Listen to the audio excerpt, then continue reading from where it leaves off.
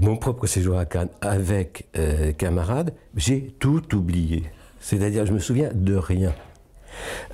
C'est vraiment très étrange. J'ai essayé de me souvenir de Cannes et de ce qui s'est passé. Je ne sais même plus dans quelle salle passait le film. Alors, donc, ce qui est très inquiétant, parce que je me souviens très bien ce que ça a déclenché, les effets, la semaine de la critique, les effets extrêmement positifs après, mais je ne me souviens pas de ce qui m'est arrivé pendant. Non. Donc, je ne peux même pas en parler.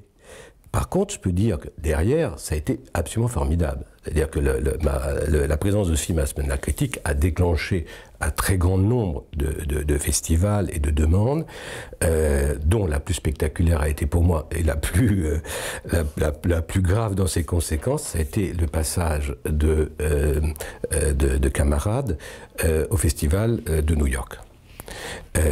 Mais ça a été plein d'autres festivals, puisque je me suis retrouvé à Karlovy Vary, dramatique en 69 en Tchécoslovaquie, chassé de Karlovy Vary, chassé des États-Unis. Donc j'ai eu droit à un certain nombre d'exils successifs grâce à ce film et grâce à la Semaine de la Critique. Et effectivement, Camarades, c'était le deuxième film que je faisais. J'avais fait 2 courts-métrages, l'un avec Marguerite Duras, l'autre avec Samuel Beckett. Puis j'ai fait un long-métrage avant 68, mais qui est sorti, lui, beaucoup plus tard, en fin 68, oui.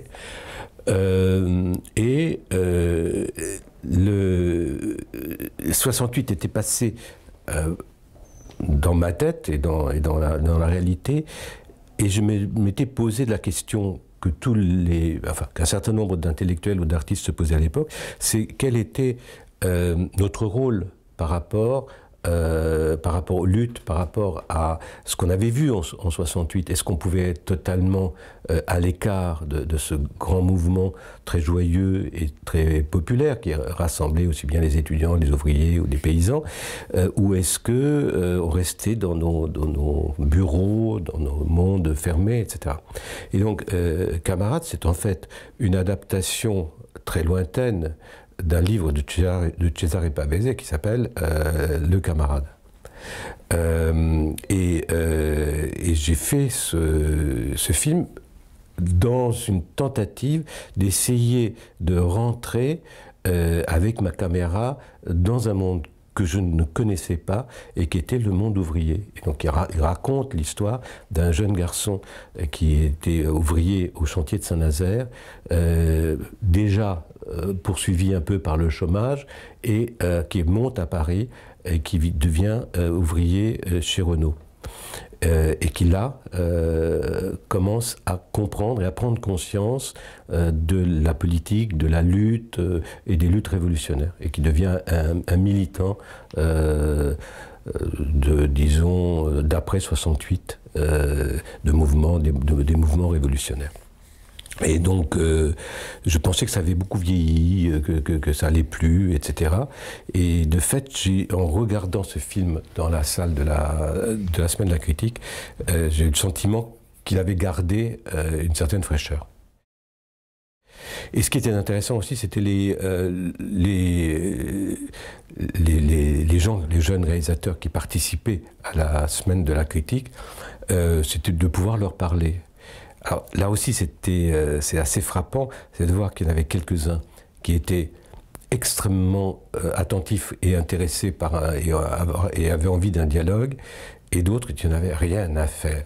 Mais rien à faire, s'ennuyaient totalement, qui eux avaient envie de connaître Cannes et de connaître les humiliations de Cannes, puisque à ce niveau-là, et quand on est à la Semaine de la Critique, c'est relativement plus difficile que quand on a quelques palmes d'or derrière soi.